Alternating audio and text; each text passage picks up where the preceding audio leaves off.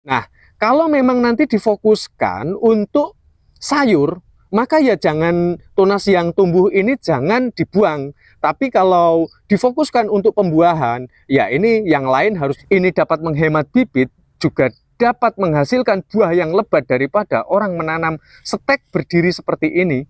Ya kenapa enggak kita melakukan ini? Oke, ulasannya langsung dapat saya perjelas di sini. Ini berusia 21 hari, ini berusia 30 hingga 45 hari, dan ini sudah berusia 2 hingga 3 bulan sudah siap untuk dipanen. Menanam singkong agar dapat menghasilkan buah yang banyak. Tentu itu sangat mudah ya dilakukan oleh siapapun jika cara menanamnya, cara melakukannya sama seperti orang pada umumnya.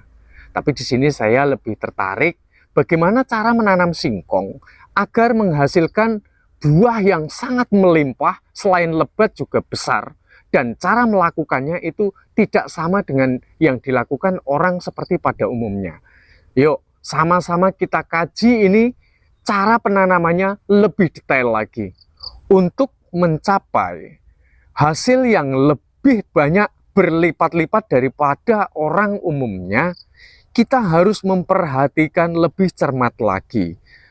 Kita harus pandai di dalam memilih bibit. Jangan mencari bibit yang kecil seperti ini. Karena nanti kalau kita tancapkan, dia masih akan berfokus terhadap pembesaran bibit tersebut. Nah, terus kemudian jangan mencari bibit yang memiliki jarak ruas yang terlalu jauh, karena tumbuhnya akar ataupun buah singkong tersebut dia akan muncul berawal dari sekitar areal tunas ini. Memilih bibitnya jangan cari bibit yang terlalu tua, juga jangan terlalu muda seperti ini, maka kita harus menyingkirkan ya antara yang muda dan yang tua. Nah, ini kita cari yang muda tapi memiliki ruas yang lebih banyak. Dan jika orang menanamnya itu dengan cara stek berdiri, maka saya akan melakukan dengan cara stek tidur. Cara memotong, ingat seperti biasa, kita jangan mengenai ruasnya, nanti akan merusak bibit singkong kita ya. Langsung kita potong. Kalau yang dilakukan orang biasanya pemotongan ini kan sepanjang kurang lebih 20 hingga 30 cm. Ini juga kita akan memotongnya lebih pendek dan dapat mencapai hasil yang lebih baik daripada yang panjang seperti ini. Saya pergunakan potongannya ini kurang lebih hanya sekitar nih 1 telapak tangan, terus kemudian saya tambahin 2 jari. Seperti ini ya. Kita pangkas, jangan sampai merusak. Dan sistem penanamannya pun nanti saya akan lakukan stek tidur ya. Nih, perbandingan penghematan dari bibitnya. Tuh, dapat saksikan sendiri ya. 30 lawan 10 cm atau 12 cm. Tentu akan lebih hemat dengan cara yang ini. Kalau memang ini dapat menghemat bibit, juga dapat menghasilkan buah yang lebat daripada orang menanam stek berdiri seperti ini, ya kenapa enggak kita melakukan ini? Oke, ulasannya langsung dapat saya perjelas di sini. Menanam singkong itu dapat difokuskan untuk daunnya, untuk sayur-sayuran. Dapat juga difokuskan terhadap pembuahan. Nah, kalau untuk sayur-sayuran, cara menanamnya stek berdiri seperti ini orang pada umumnya, yang terpendam umpama segini, nanti tumbuhnya itu akan dari sini. Keutamaannya dia dapat menghemat lahan, juga nanti tunas yang tumbuh dia tidak akan berhimpit-himpitan. Nah, sekarang dengan cara stek tidur seperti ini ya, ini akan tumbuh tunas lebih banyak jika mau difokuskan terhadap daun. Bahkan buahnya pun akan lebih banyak dibanding dengan stek berdiri seperti ini. Kita dapat hitung, ini ada berapa? 1, 2, 3, 4, 5, 6, 7. Saya ulangi, 1, 2, 3, 4, 5, 6, 7. Berarti nanti akan dapat tumbuh tunas 7 di sini ya. Nah, kalau memang nanti difokuskan untuk sayur, maka ya jangan tunas yang tumbuh ini jangan dibuang. Tapi kalau difokuskan untuk pembuahan, ya ini yang lain harus dibuang. Karena nanti pohon kalau berhimpit-himpitan justru akarnya itu tidak akan mengalami sebuah kesuburan. Nah, perlu kita sisakan nanti 2 atau 3 batang saja yang menjulang ke atas. Akar dia akan tumbuh ke kanan dan ke kiri, sehingga secara rumusannya nanti akar tidak akan berhimpit-himpitan, buahnya tidak akan ngejubel di situ. Saya tidak main-main untuk mencapai ke dalam keberhasilan. Tolong diperhatikan dari apa yang saya jelaskan. Selain bibit ini menjadi faktor yang dominan untuk menghasilkan buah yang lebat, media tanam ini pun sendiri tidak kalah penting. Karena sebagus apapun bibit, kalau media tanamnya dia tidak gembur, maka saya pastikan tidak dapat memiliki kesuburan yang memadai. Dan saya rasa akan sangat jauh sekali dari buah yang sangat banyak ataupun lebat.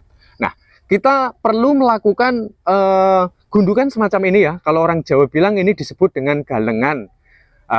Galengan ini dimaksudkan supaya nanti jika kita menemui musim penghujan, karena singkong ini panennya itu standarnya 8 hingga 9 bulan, itu buahnya baru besar-besar. Maka untuk menghindari faktor pembusukan dari buahnya, kita harus membuat gundukan seperti ini. Perkara gundukannya itu mau 50 cm, 60 atau mungkin 1 meter, itu bebas-bebas saja. Dan sangat tidak baik jika kita menanam singkong itu di lahan yang terbuka seperti ini tanpa adanya sebuah gundukan seperti ini.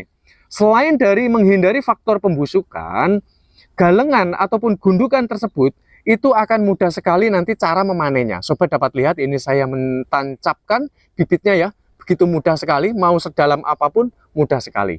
Dan perlu difahami, jikalau sobat mau menanam dengan cara seperti orang pada umumnya, lakukan pemendaman ini jangan terlalu dalam, karena kalau terlalu dalam nanti bawahnya akan busuk. Saya pastikan itu ya.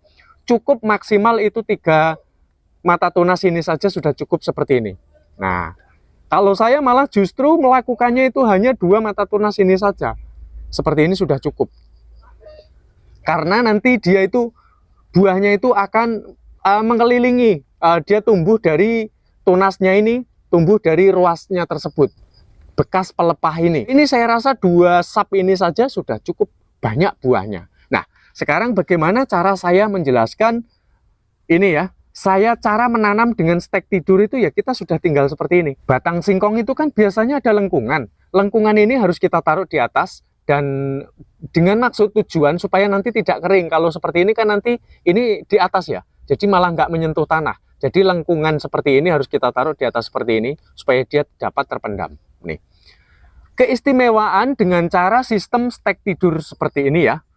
Di stek langsung tidur, selain hemat bibit, ini dapat difokuskan di dalam pembuahan maupun untuk sayuran ya. Untuk sayur nanti ketika dia sudah tumbuh banyak, jangan lakukan pemangkasan. Tapi kalau mau difokuskan pada umbinya, maka kita harus mengurangi tunas yang tumbuh tersebut. Sisakan 2 atau 3 batang saja yang menjulang ke atas. Ini tumbuhnya akar nanti akan ada yang lari ke sini, akan ada yang lari ke sini, ada lari ke sana, ke sana.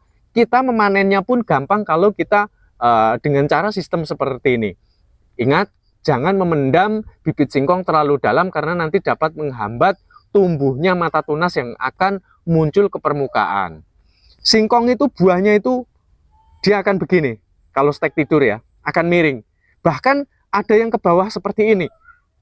Gitu. Oke ya, saya rasa ini sudah cukup jelas sekali dan ini juga sudah melalui berbagai riset.